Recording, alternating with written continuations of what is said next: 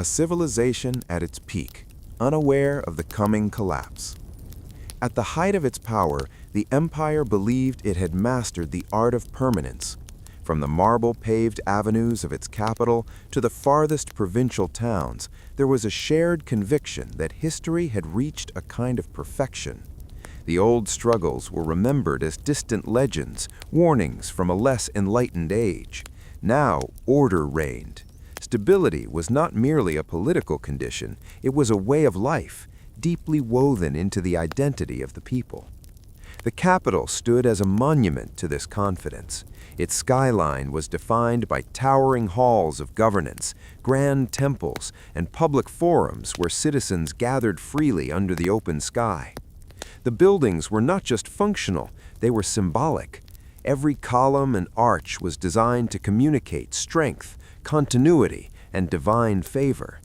Visitors from distant lands often paused in silence upon entering the city, overwhelmed by the sense that they were standing at the center of the world. Political stability was the empire's proudest achievement. For generations, power had passed smoothly from one ruler to the next, supported by a disciplined administrative system that reached into every corner of the realm. Laws were codified, debated, and enforced with remarkable consistency. Local governors answered directly to the central authority, ensuring that rebellion was rare and swiftly contained. To the common citizen, the state felt eternal, an invisible but dependable force that guaranteed safety and predictability. At the heart of this system was the emperor, a figure both human and mythic. Though he lived behind guarded walls, his presence was felt everywhere, in the coins stamped with his image, in the oaths sworn by soldiers, and in the public ceremonies that marked the rhythm of the year. Official histories praised his wisdom and restraint, portraying him as the guardian of balance. Few questioned this narrative. After all, under his rule, the empire had known peace longer than anyone could remember. The economy flourished in ways that seemed almost miraculous. Trade routes stretched across continents, carrying spices, silk, grain, and precious metals. Markets buzzed from dawn until dusk, filled with merchants speaking dozens of languages. Wealth flowed steadily into the imperial treasury, funding public works that further reinforced loyalty to the state. Roads were paved, aqueducts extended, and granaries filled to capacity. Famine, once a constant threat, had become a rare and distant fear. For ordinary people, prosperity translated into opportunity. Artisans perfected their crafts, farmers enjoyed predictable harvests, and traders dreamed not of survival, but of expansion. Children grew up expecting comfort, education, and security as natural rights rather than fragile privileges. In taverns and public baths, conversations revolved around commerce, festivals, and future plans, not war or scarcity. Confidence was so widespread that it felt contagious, passed from one generation to the next without question. The military, though formidable, had grown almost ceremonial in the public imagination. Soldiers paraded through the streets in polished armor during national celebrations, symbols of strength rather than instruments of violence. Fortresses along the borders were well maintained, but few believed they would ever be tested. The empire's enemies, once fierce and unpredictable, had either been absorbed, subdued, or pushed beyond the horizon of concern. Peace had lasted so long that war was discussed more as history than as possibility. Religion and philosophy further reinforced the sense of security. Priests proclaimed that the gods favored the empire for its order and discipline, while scholars argued that human reason had finally aligned with natural law. Public rituals blended faith and statecraft, suggesting that divine will and imperial authority were one and the same. To doubt the empire's future was, in subtle ways, to doubt the cosmic order itself. Education played a critical role in shaping this worldview. Schools taught children the greatness of their civilization, emphasizing its achievements in law, engineering, and governance.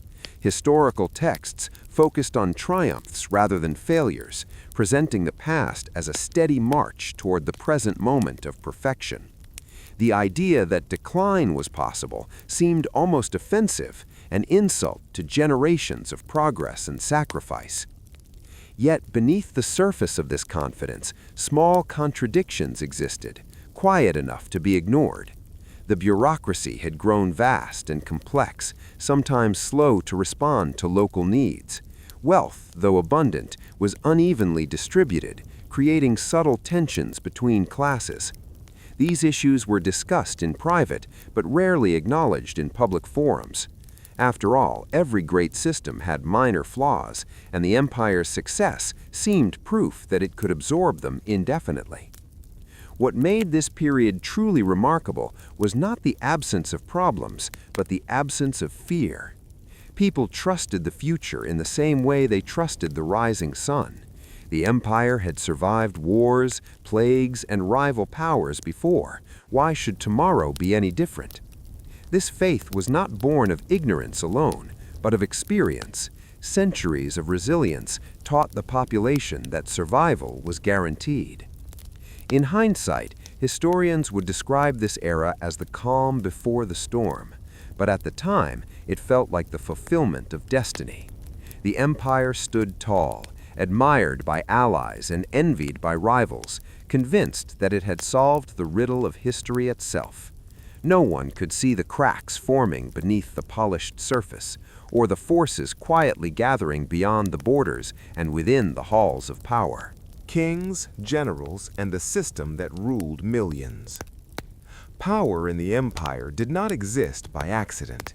It was designed, refined, and enforced through a carefully constructed system that balanced authority, loyalty, and control. At its center stood the ruling elite, kings, generals, administrators, and advisors, each playing a vital role in shaping a civilization that governed millions across vast territories. To the people, this system appeared flawless, a masterpiece of human organization. Yet within its brilliance lay the seeds of its own undoing. The emperor was the keystone of the entire structure. Officially, he was the ultimate authority, supreme commander of the army, highest judge of the courts, and final voice in matters of law and policy. His rule was justified not only by lineage, but by ideology. He was portrayed as the embodiment of the state itself, a living symbol of unity and order. Portraits and statues depicted him as calm, measured, almost timeless, reinforcing the belief that his leadership was not merely political, but essential to the natural balance of the world. Surrounding the emperor was the royal court, a complex web of nobles, ministers, and trusted confidants. These individuals were chosen not only for loyalty, but for their ability to navigate the intricate rules of power. Court politics was an art form, governed by subtle gestures, calculated alliances, and carefully chosen words. Decisions that affected entire provinces were often shaped in quiet chambers long before they were announced publicly. To outsiders, the court appeared united. Internally, it was a constant negotiation of influence. The nobility served as both the backbone and the pressure point of the empire. Granted land, titles, and privileges, they acted as intermediaries between the central authority and the population. In theory, their power was conditional, dependent on service to the state. In practice, many noble families accumulated influence over generations, becoming nearly untouchable. Their estates symbolized imperial success, but they also fostered inequality and resentment, quietly widening the gap between ruler and ruled. No pillar of the empire was more respected or more feared than the military. Generals were celebrated as heroes, their victories commemorated in triumphal arches and public festivals. The army was highly disciplined, organized into legions that could be deployed with remarkable speed and efficiency. Soldiers swore allegiance not just to the state, but to the emperor personally, creating a powerful bond between military strength and central authority. Yet this strength came at a cost. Over time, generals gained immense political influence, sometimes rivaling that of civilian leaders. Their loyalty, though publicly unquestioned, was often personal rather than institutional. A successful general commanded not only troops but public admiration, a dangerous combination in a system built on singular authority. The empire depended on its armies to maintain peace, but in doing so, it allowed military power to grow dangerously close to political power. Beneath the visible figures of kings and generals lay the true engine of governance, the administrative system. Thousands of bureaucrats recorded taxes, enforced laws, managed supplies, and communicated imperial orders across great distances. This bureaucracy was the empire's greatest innovation, allowing it to function smoothly despite its size. Efficiency became a point of pride, proof that human reason could conquer chaos. However, as the system expanded, it grew rigid.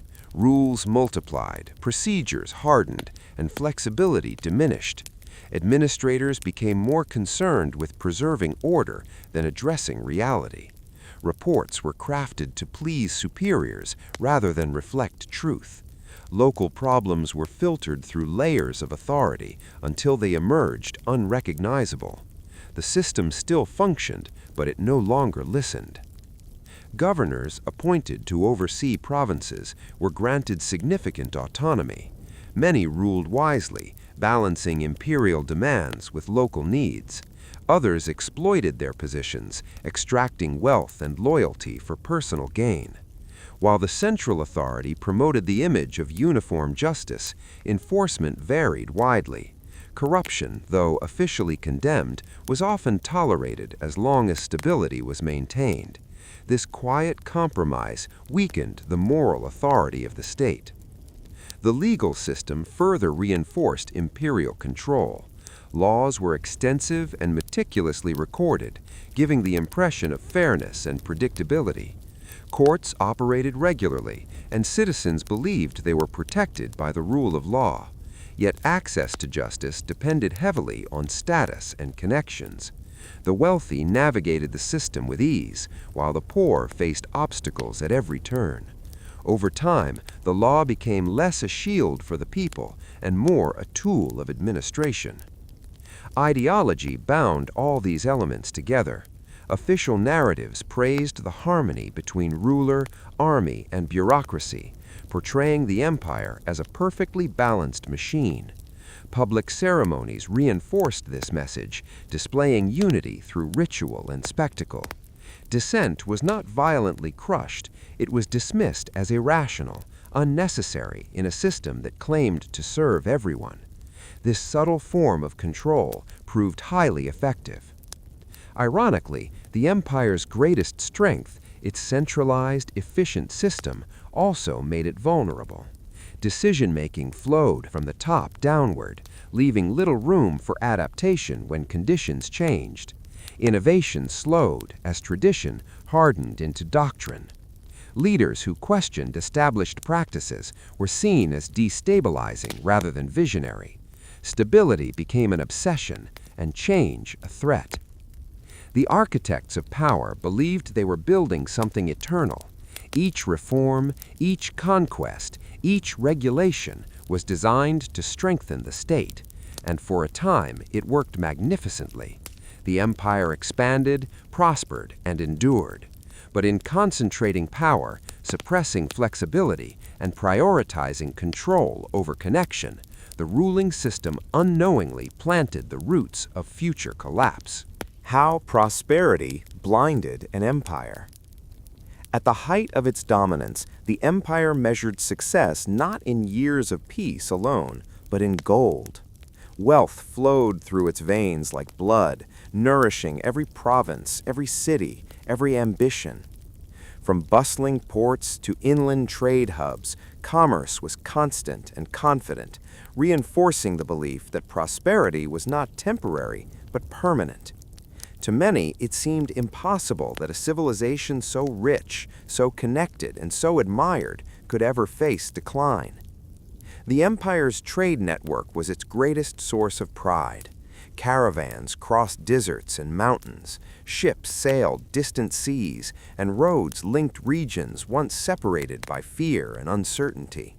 Exotic goods arrived daily, silks from the east, spices from the south, rare metals from the north.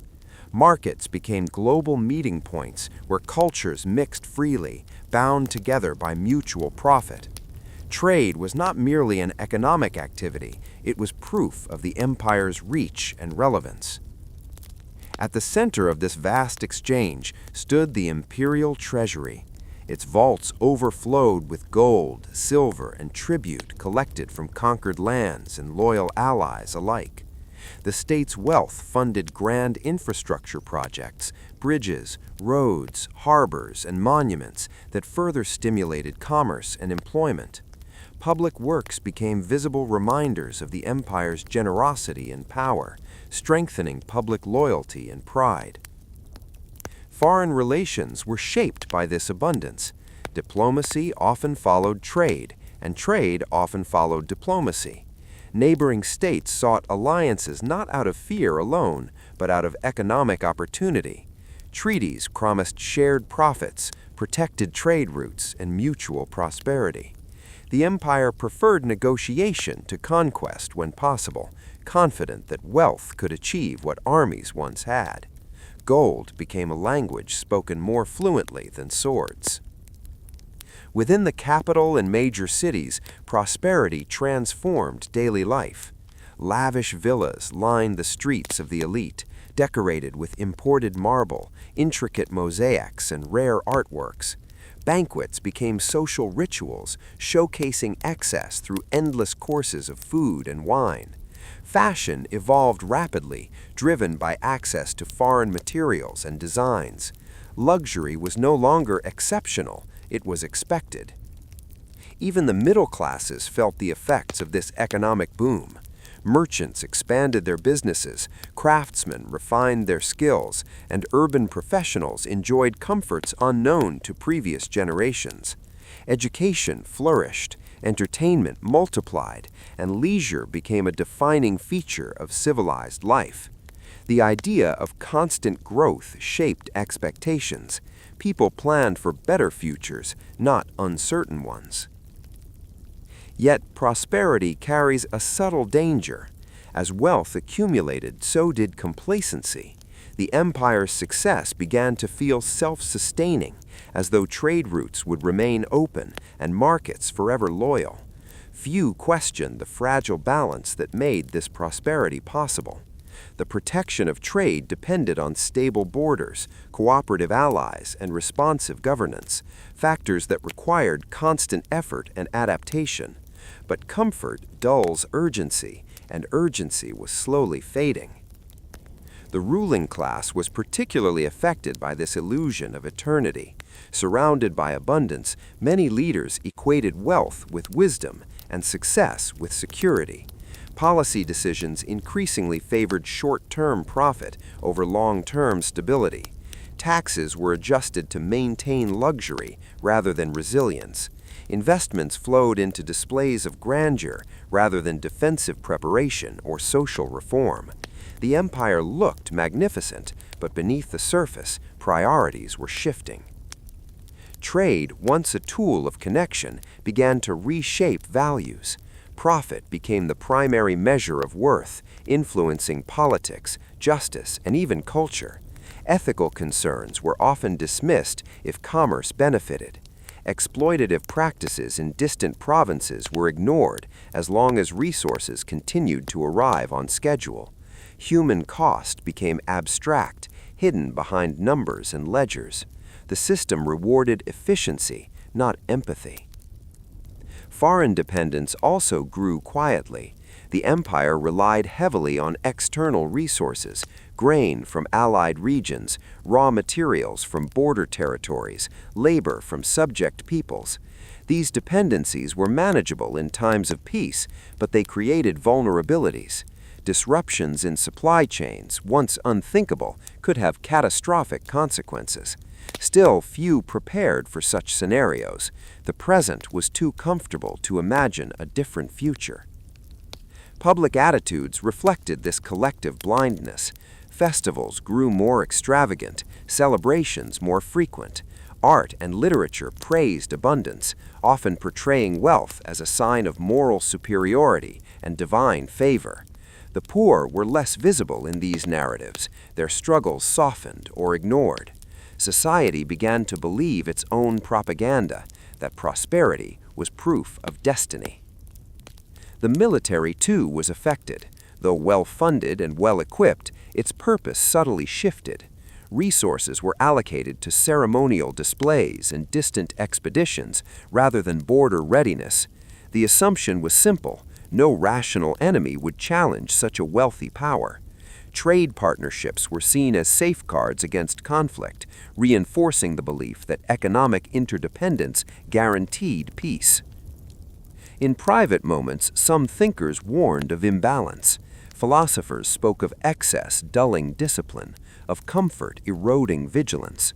A few economists noted rising inequalities and over-reliance on foreign goods. Their voices, however, were drowned out by the noise of success. When an empire is rich, caution sounds like pessimism, and pessimism is rarely popular.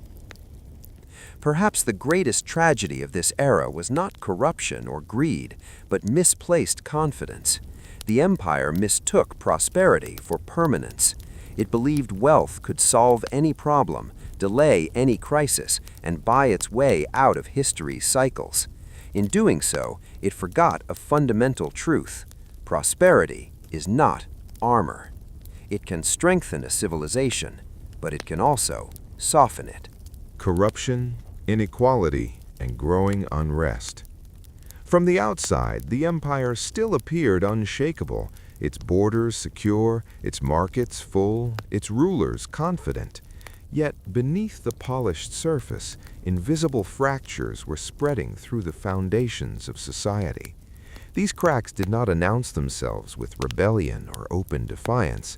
They formed quietly, nurtured by corruption, deepening inequality, and a growing distance between those who governed and those who were governed.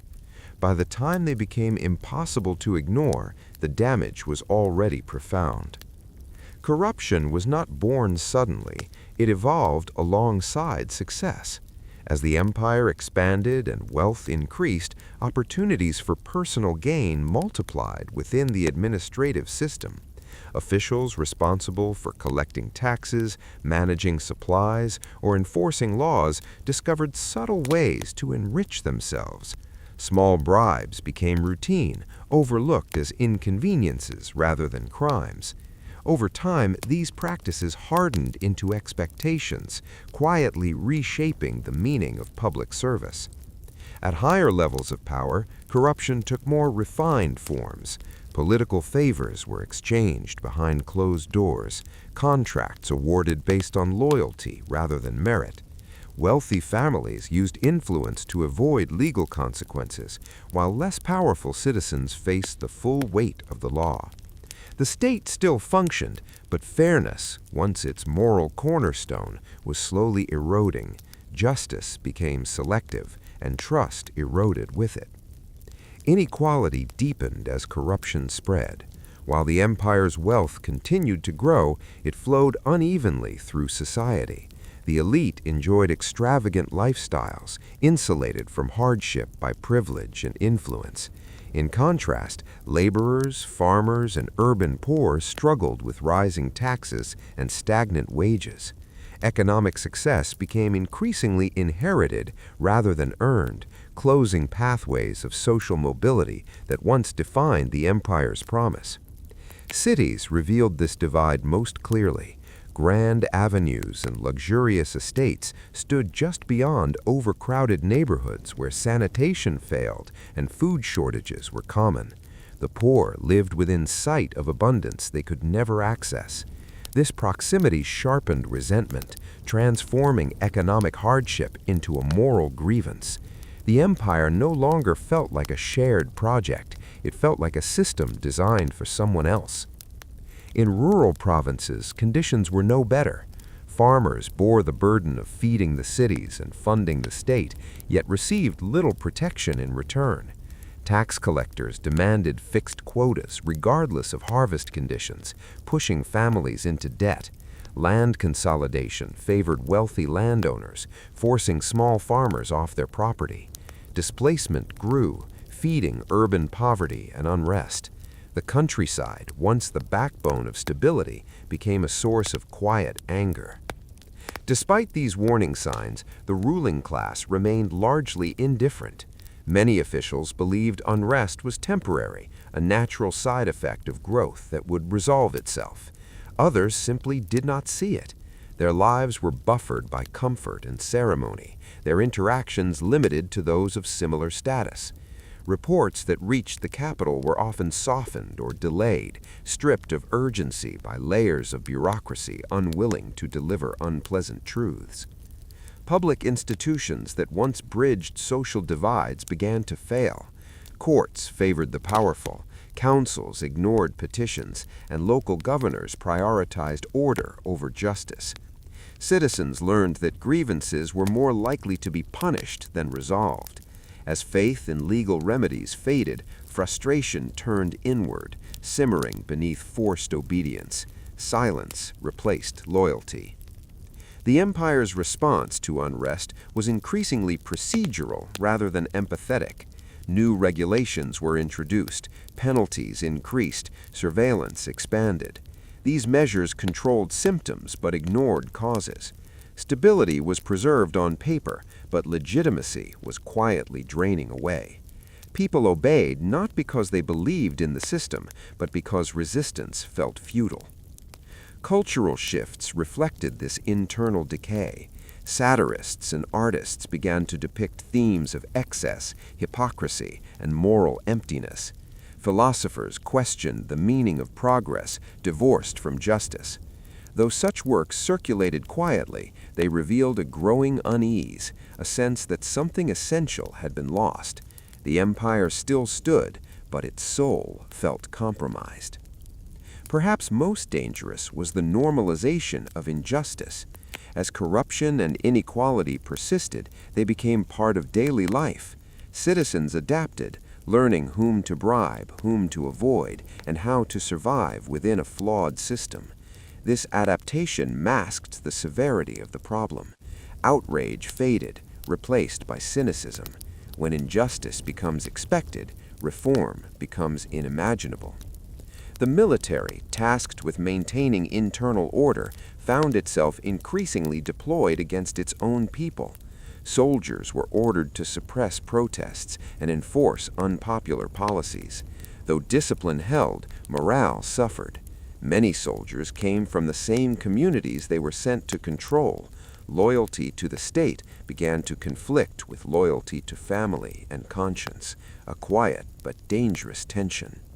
In the halls of power, few recognized the full extent of the damage.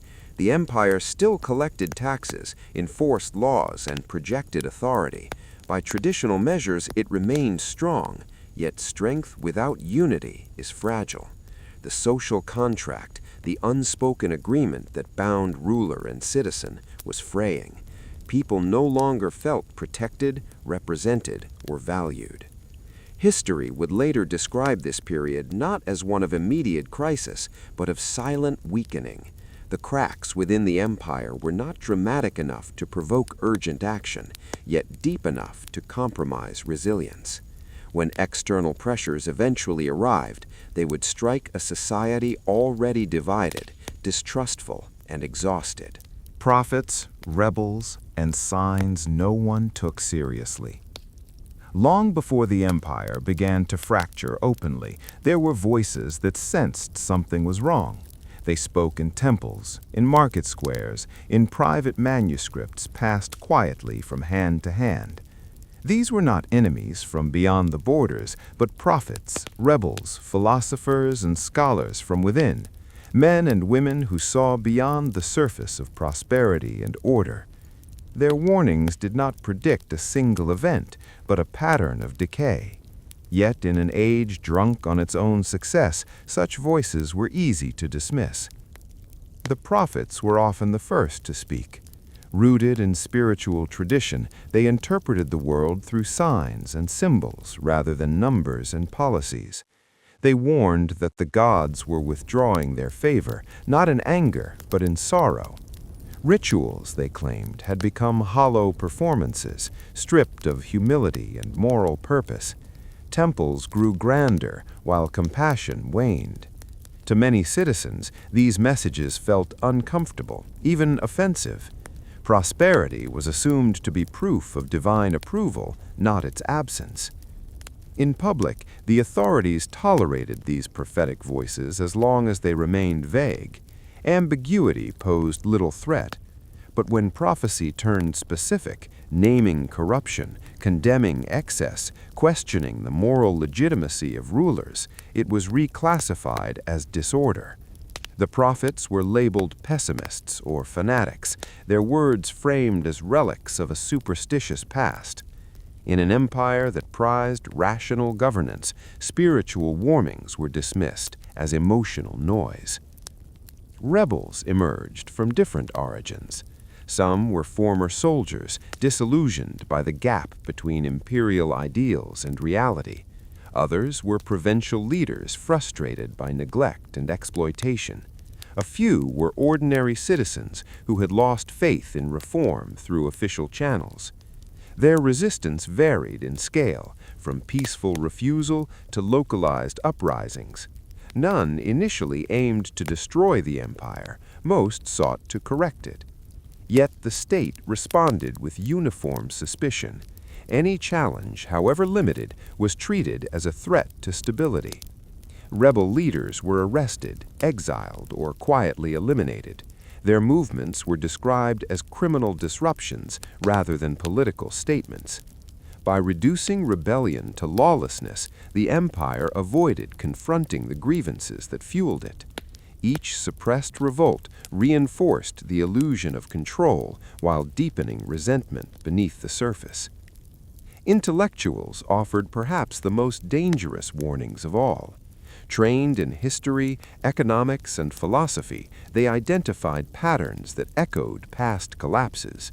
In academies and private salons, they debated the consequences of inequality, over-centralization, and moral decay. Their arguments were carefully reasoned, supported by evidence rather than emotion. Yet this very subtlety limited their reach. Complex truths rarely compete well with comforting narratives. Some scholars attempted to advise those in power directly. They wrote treatises proposing reforms, warning that stability without justice was temporary.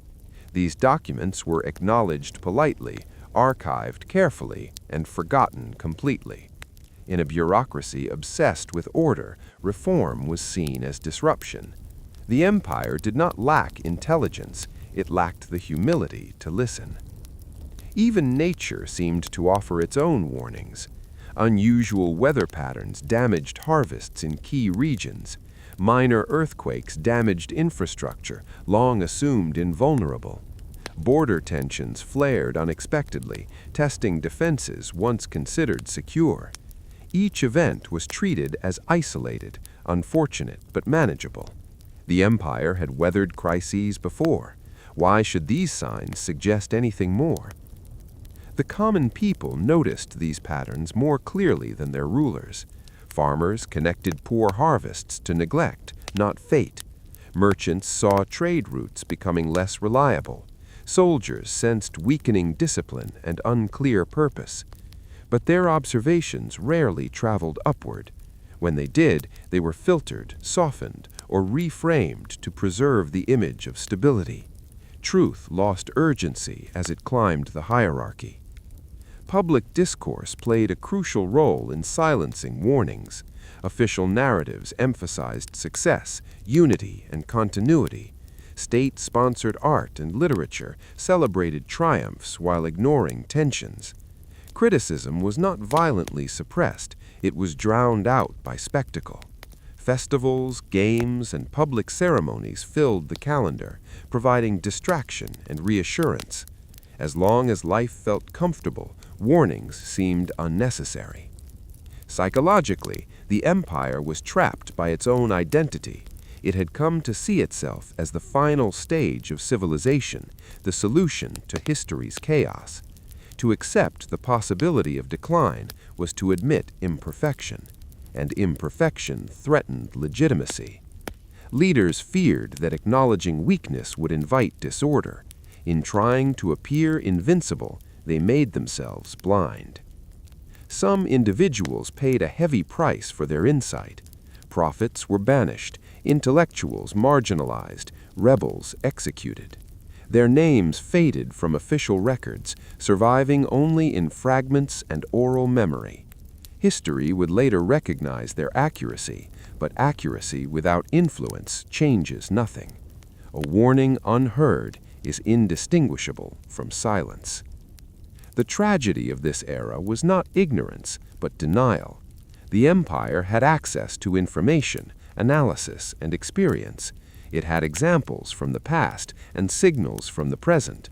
What it lacked was the courage to confront uncomfortable truths. Power, once consolidated, resisted introspection. Success bred arrogance, and arrogance deafened reason. When the warnings were ignored, they did not disappear. They accumulated like pressure beneath a sealed surface. Each dismissed prophet, each crushed rebellion, each shelved manuscript added to the weight. The empire believed it was preserving order. In reality, it was postponing reckoning. A single event that changed history forever. For generations, the empire had believed itself untouchable. Its borders were fortified, its armies disciplined, its economy prosperous. Threats were discussed in councils more as theoretical exercises than urgent dangers. Even after years of quiet warnings, few imagined that the first true blow would come suddenly and from a direction long considered secure. Yet history rarely announces its turning points. It arrives quietly, then all at once. The event began as an ordinary day. In the capital, merchants opened their shops, officials prepared reports, and soldiers changed shifts along the walls. There was no sense of urgency, no sign that the rhythm of life was about to break. When the first reports arrived, they were confusing and incomplete.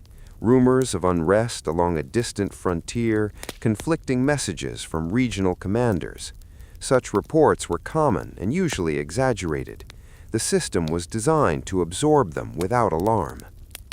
Within hours, the truth became undeniable. A major border stronghold, long believed impenetrable, had fallen. Not after a prolonged siege, but in a swift, coordinated assault. The attackers exploited weaknesses no one thought mattered, neglected defenses, divided command, and local resentment that had been ignored for years. The fortress did not collapse from overwhelming force, but from accumulated neglect. The shock traveled faster than the messengers. By the time confirmation reached the capital, panic had already begun to spread. Councils were summoned in haste, their members unprepared for the scale of the news. Maps were unrolled, strategies debated, blame quietly assigned. How could this have happened? The empire had faced enemies before, but never like this, never with such speed, precision, and consequence. What made the blow so devastating was not only the loss of territory, but the loss of illusion. The frontier had symbolized security, a distant line where danger ended and civilization began. Its sudden breach shattered the belief that threats were always external and manageable. The empire realized, almost collectively, that its defenses were not as solid as assumed. The military response was immediate but uneven. Troops were mobilized, orders dispatched, reserves called up, yet confusion reigned. Commanders disagreed on priorities, communication lines faltered, and logistics proved slower than expected. Years of peace had dulled readiness, drills had replaced experience, and confidence had replaced caution. The army still existed, but it was no longer sharp. In the provinces closest to the breach, the impact was immediate and brutal. Towns once considered safe were suddenly exposed. Refugees fled inland, carrying stories of violence, betrayal, and chaos. Some local officials abandoned their posts. Others attempted to maintain order with limited resources. Trust in imperial protection eroded quickly. People who had never doubted the state now questioned its ability to defend them. The capital, though far from the front, felt the shock deeply. Markets reacted first. Prices rose, trade slowed, and uncertainty replaced optimism. Wealth, once a source of comfort, could not buy reassurance. The realization spread that prosperity depended on stability, and stability was now in question. The illusion of permanence cracked under the weight of fear. Politically, the first blow exposed fractures long hidden by ceremony and routine. Rival factions within the court seized the moment to advance their agendas. Some called for decisive military action, others for negotiation. Accusations of negligence and corruption surfaced openly for the first time. The unity that had defined imperial governance began to fracture under pressure. Public reaction shifted rapidly from disbelief to anger. Citizens demanded explanations and accountability. Why were warnings ignored? Why were defenses neglected? The state struggled to control the narrative. Official statements emphasized resilience and resolve, but they rang hollow against visible evidence of failure. Trust, once assumed, now had to be earned. Perhaps the most profound impact was psychological. The empire had lost more than a fortress. It had lost certainty. The shared belief in safety, in control, in destiny was broken. People began to imagine futures previously unthinkable.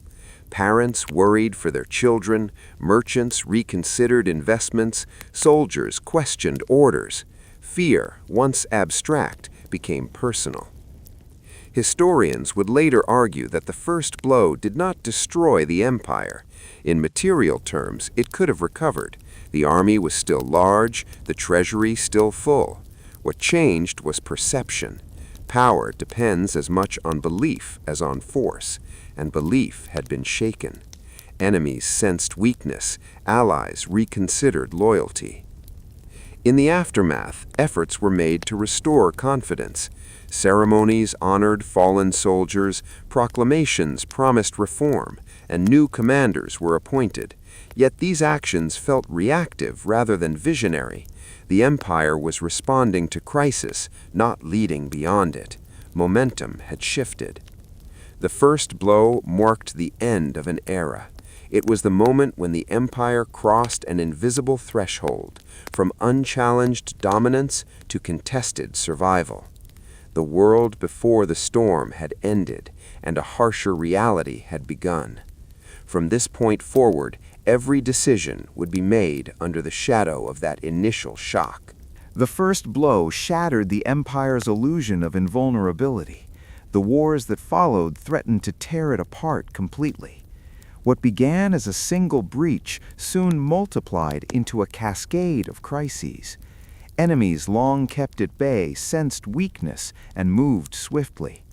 At the same time, tensions within the empire erupted into open conflict. For the first time in its history, the empire found itself fighting on every front, against foreign invaders beyond its borders and against itself within. Along the frontiers, old rivals returned with renewed confidence. Tribes and kingdoms that had once feared imperial retaliation now tested its defenses with bold raids and coordinated attacks. Some sought territory, others revenge, and many simply survival in a shifting balance of power. The empire's borders, once quiet symbols of strength, became lines of constant engagement. Fortresses fell, supply routes were disrupted, and entire regions descended into uncertainty. The imperial army struggled to respond. Forces were stretched thin, divided between multiple theaters of war. Commanders were forced to make impossible choices: defend a vital province or protect a strategic trade route, reinforce a loyal city or suppress a rebellious one. Each decision created new vulnerabilities. Victory in one region often came at the cost of defeat in another. Inside the empire, chaos grew alongside the external threat. The shock of invasion had exposed long-suppressed grievances, and now they erupted openly. Provinces neglected for decades declared autonomy, refusing to send taxes or troops to a capital they no longer trusted. Local leaders raised militias, claiming to defend their people, but often pursuing personal power. What the state labeled rebellion, many citizens saw as self-preservation. Civil war did not arrive with a single declaration. It spread unevenly, a patchwork of uprisings, mutinies, and shifting alliances.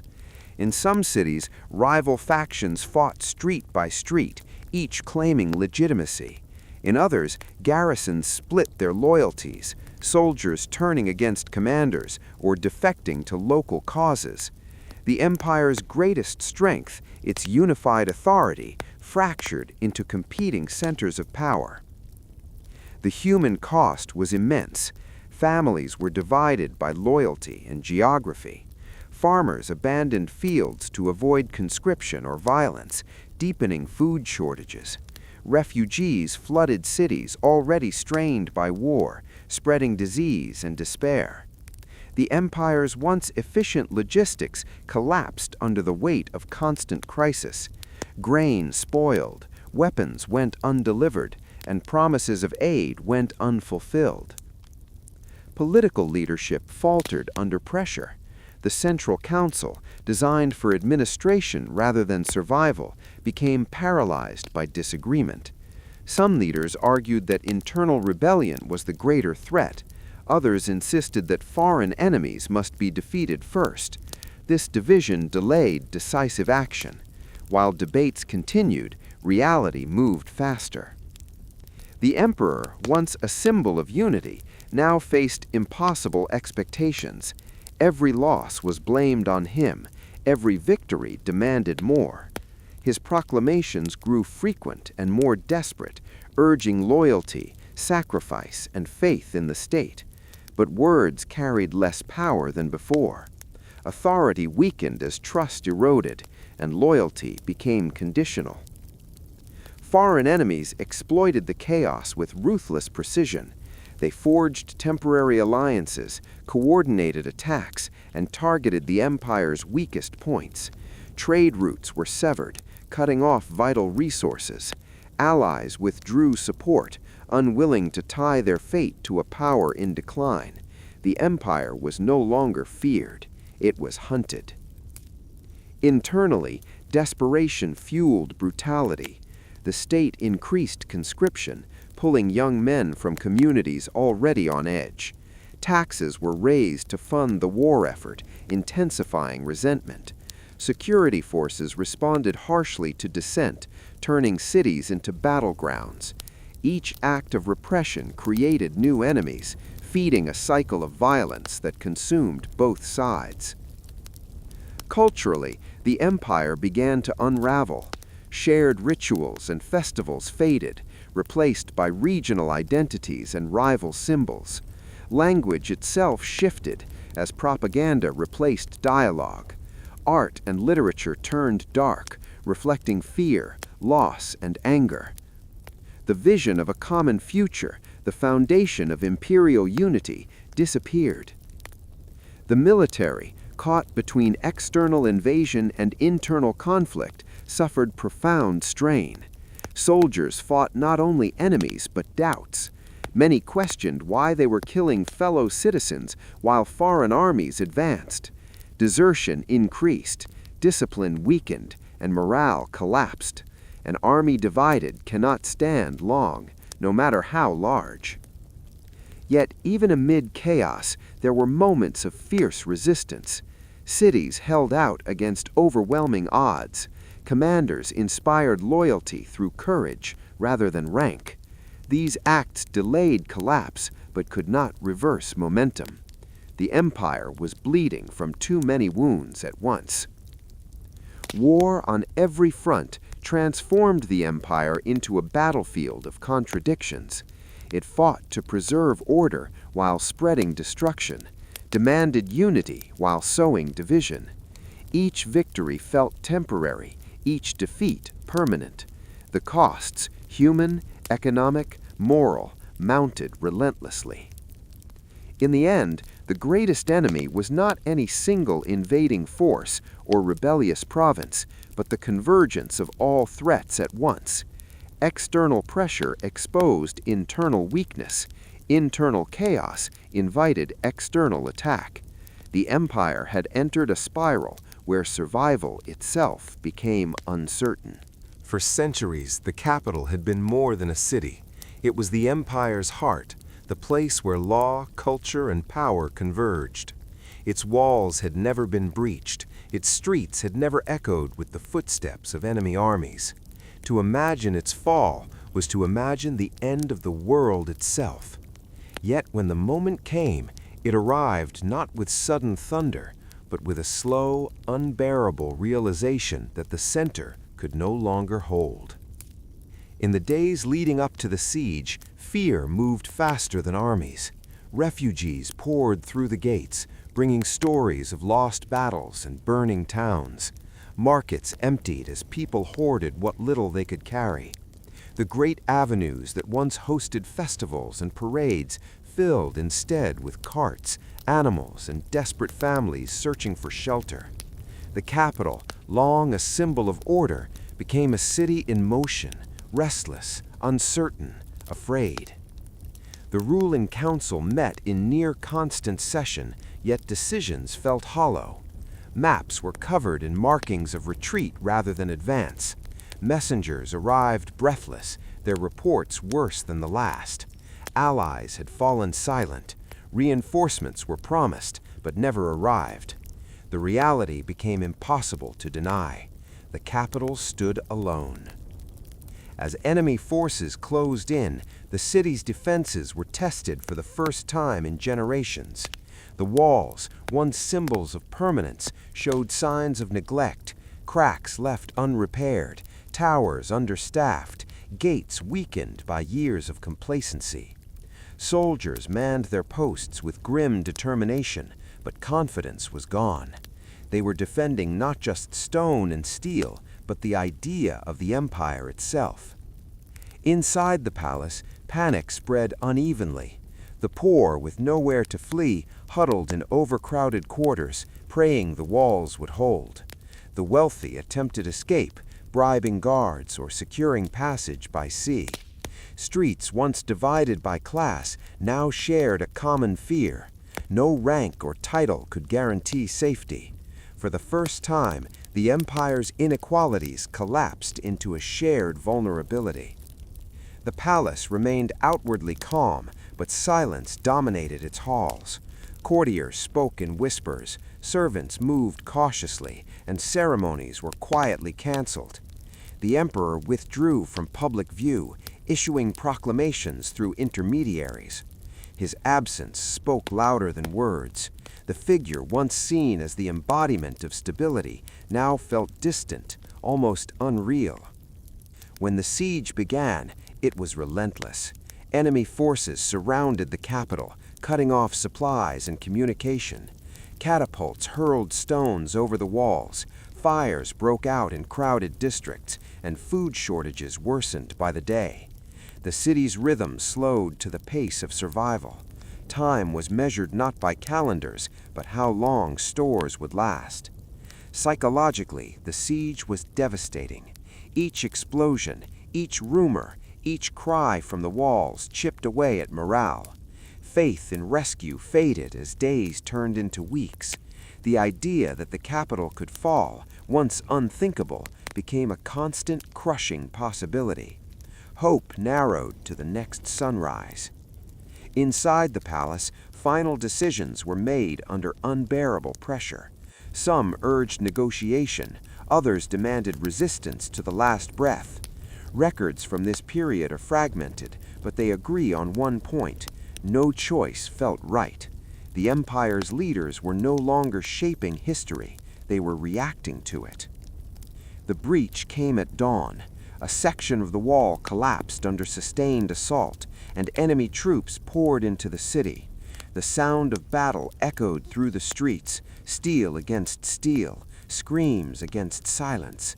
Soldiers fought desperately, but coordination was impossible. The city's layout, once designed for beauty and commerce, became a maze of chaos.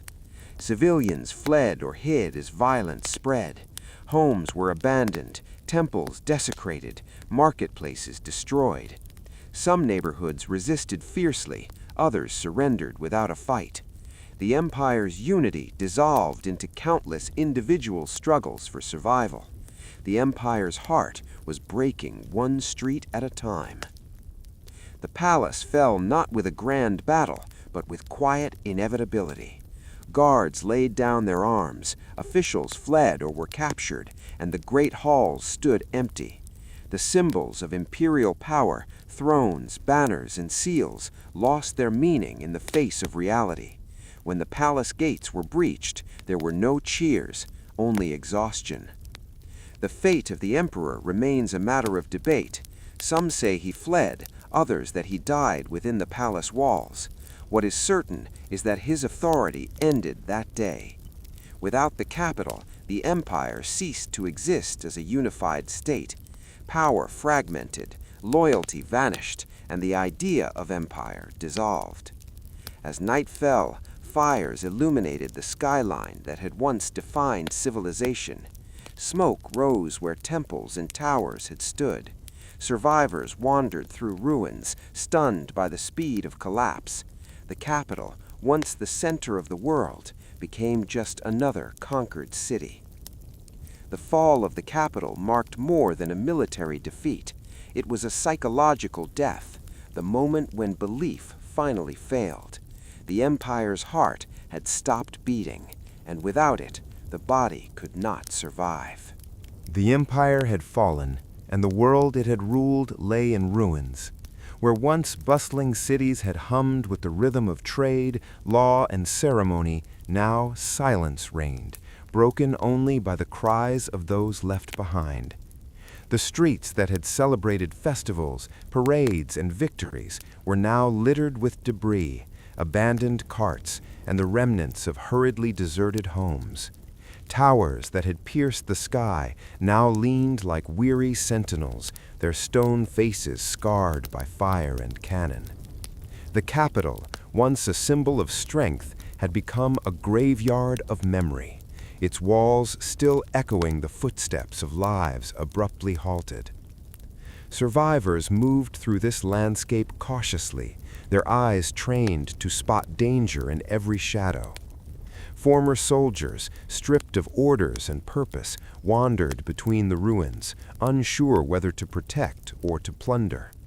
Citizens, once confident in the empire's promise of safety, now scavenged for food, water, and tools in markets that had lost all meaning. Families clung together, sheltering in basements, cellars, and makeshift tents, while children grew up too quickly, learning the grim lessons of survival before they had ever known peace. The fall had not been a single cataclysm, but a series of blows that left the fabric of society shredded. Grain reserves rotted, aqueducts dried or cracked, and trade routes vanished into lawless territories. What had once been a network of roads connecting distant provinces with efficiency and pride now only served as paths for those fleeing danger or seeking to barter for necessities.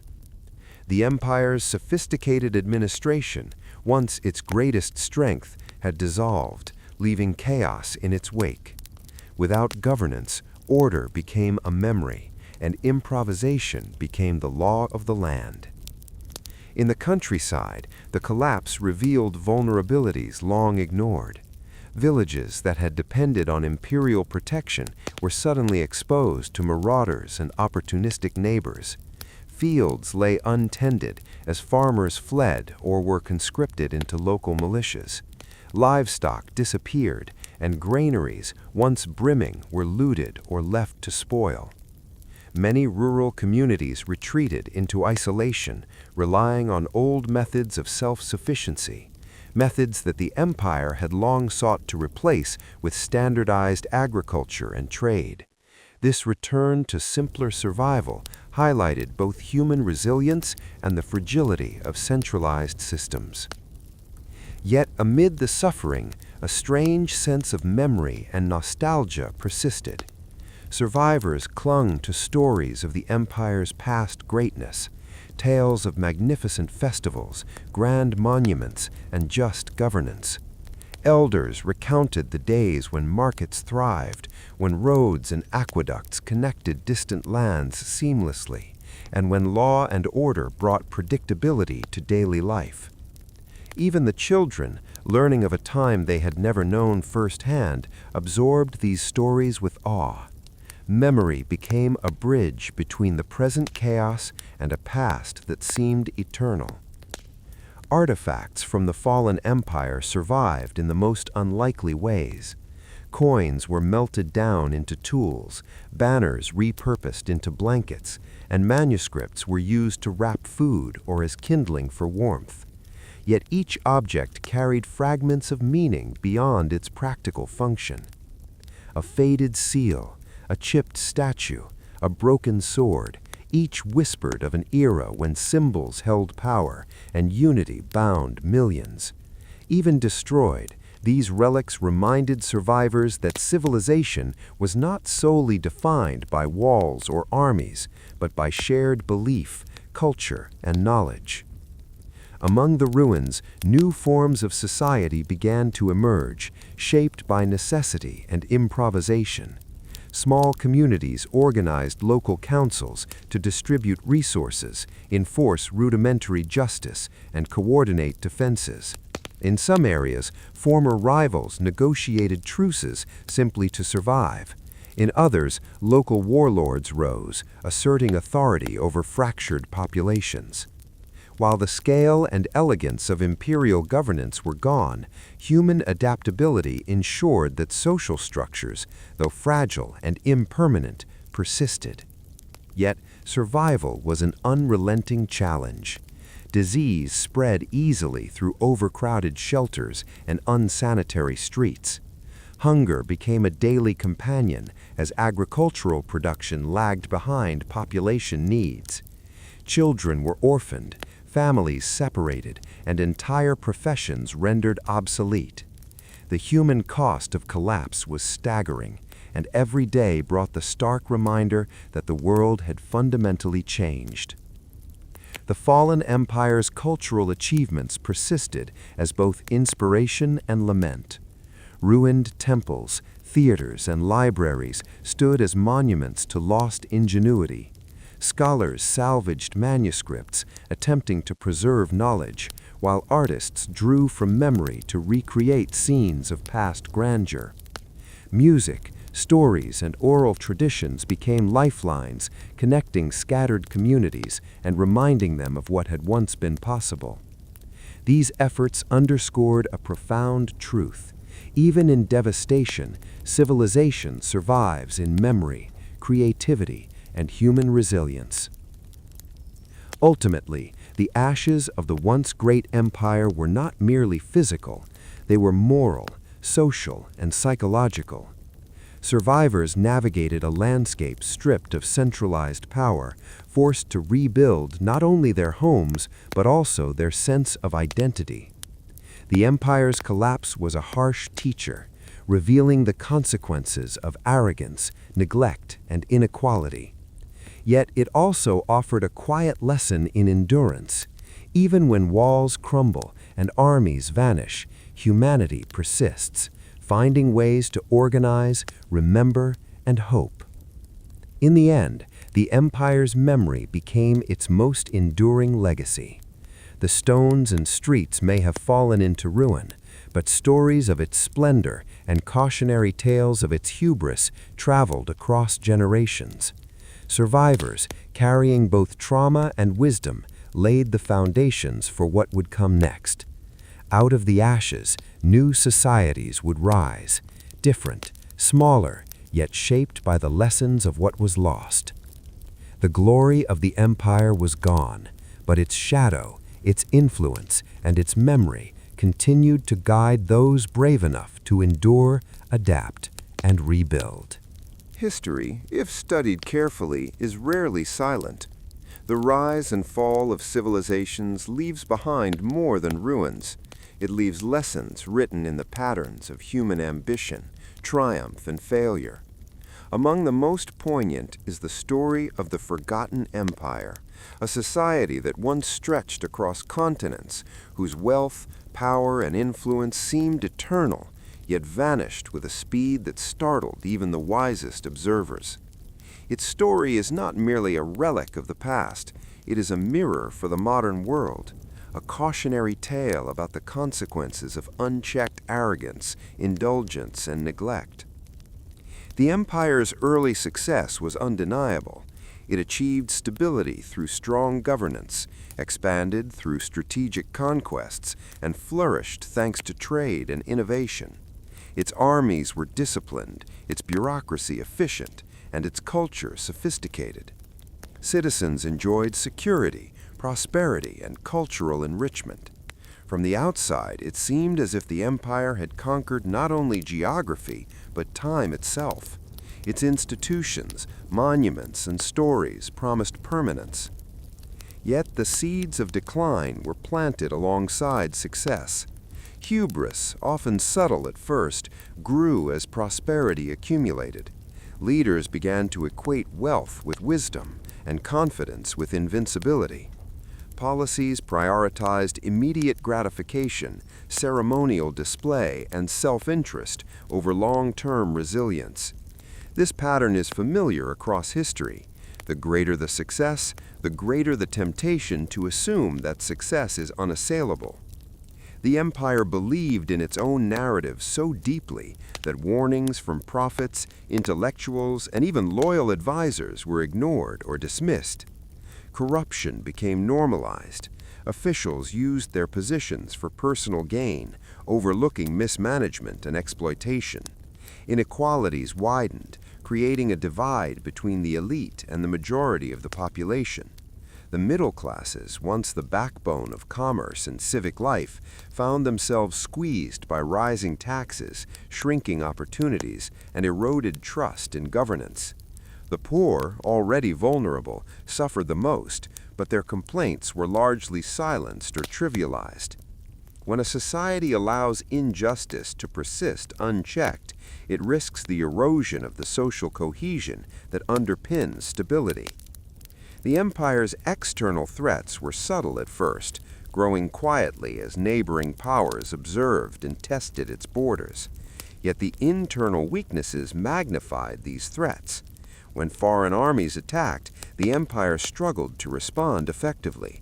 Its military, once a symbol of order, was distracted by internal dissent, mismanagement, and diminished morale. The lesson is clear. No matter how powerful a nation appears externally, unresolved internal weaknesses can magnify external dangers beyond control. Another crucial lesson lies in the human response to warning signs. The empire was not ignorant of danger. There were prophets, intellectuals, and rebels who recognized patterns that foretold disaster. Yet their voices were dismissed as pessimistic, irrelevant, or inconvenient. This arrogance, refusing to consider inconvenient truths, proved fatal. Modern societies, too, face challenges that require foresight, humility, and the courage to act before disaster strikes. Ignoring early warnings, whether about environmental collapse, economic instability, or political corruption, risks repeating the mistakes of the past. Excessive indulgence played a significant role in the empire's decline. Luxury, once a reward for achievement, became an expectation. Wealth blinded citizens and leaders alike to systemic risks. Trade, culture, and art flourished, but moral and civic responsibility faltered. The empire's story warns that prosperity without vigilance is fragile. Comfort can dull perception and delay necessary action. Societies that prioritize luxury over sustainability or appearances over substance place themselves on a precarious trajectory. When the first blow finally struck, the empire's vulnerabilities converged into a crisis it could not withstand. Borders collapsed, rebellions erupted, and the once unified state fractured into chaos. The capital, its heart and symbol of permanence, fell, marking the end of centralized authority. What remained was a landscape of ruins, fragmented communities, and survivors struggling to endure. These consequences were not sudden acts of fate, they were the predictable results of cumulative neglect, arrogance, and complacency. The aftermath provides further lessons. Even in ruins, survivors displayed resilience, creativity, and adaptation. Knowledge, culture, and memory persisted, carried forward by those who had witnessed the fall firsthand. Yet these efforts, while inspiring, could not restore the empire to its former power. The lesson is that human adaptation is remarkable. It cannot fully compensate for systemic collapse. Modern societies must prevent failures rather than rely solely on recovery. For today's world, the story of the forgotten empire carries urgent relevance. Societies face environmental pressures, economic inequality, political polarization, and technological risks. The same human tendencies, hubris, complacency, and denial, exist now as they did then. Ignoring warning signs, underestimating risks, or assuming that past success guarantees future security invites catastrophe. The empire reminds us that vigilance, humility, and ethical governance are not optional, they are essential for survival. Education and historical awareness are critical defenses. By studying the patterns of past civilizations, modern societies can recognize early signs of decay and implement reforms before crises escalate. Leaders must cultivate not only skill and intelligence, but also empathy, foresight, and moral courage. Citizens must remain engaged, questioning, and informed. A society that values convenience and spectacle over responsibility risks repeating the mistakes etched into history. Finally, the story emphasizes the impermanence of power. Empires rise and fall, borders shift, and civilizations once thought eternal crumble. No nation is immune, and no individual can assume that the structures around them will endure indefinitely. The lesson is not to despair, but to act deliberately, to strengthen institutions, foster fairness, and heed the warnings that history offers freely. In reflecting on the forgotten empire, one sees a mirror of possibility. Its brilliance reminds us of what humans can achieve. Its collapse warns us of what hubris and neglect can destroy. The ashes it left behind are not only a record of loss, but also a guide for the present, to safeguard prosperity with prudence, to temper power with humility, and to ensure that the mistakes of the past do not dictate the future. History is in this sense both a teacher and a warning. The forgotten empire speaks across centuries, whispering truths about the consequences of arrogance, indifference, and delayed action. Modern civilization, like all before it, is subject to these same laws of human society. Those who ignore them do so at their peril. Those who listen may yet navigate the challenges of their age, building societies that endure not through illusion of invincibility, but through vigilance, justice, and wisdom. The lessons written in history are clear. Unchecked power, excess, neglect of warning signs, and societal inequality sow the seeds of decline. Prosperity without responsibility is fragile. Authority without accountability is temporary, and survival without adaptability is uncertain. The modern world, if it studies these truths, can avoid the fate of the forgotten empire and create a civilization that remembers its past while shaping a sustainable future. The forgotten empire is gone, yet its story endures, not as a relic, but as a living lesson. Every ruin, every warning ignored, every human cost offers insight for those who choose to learn.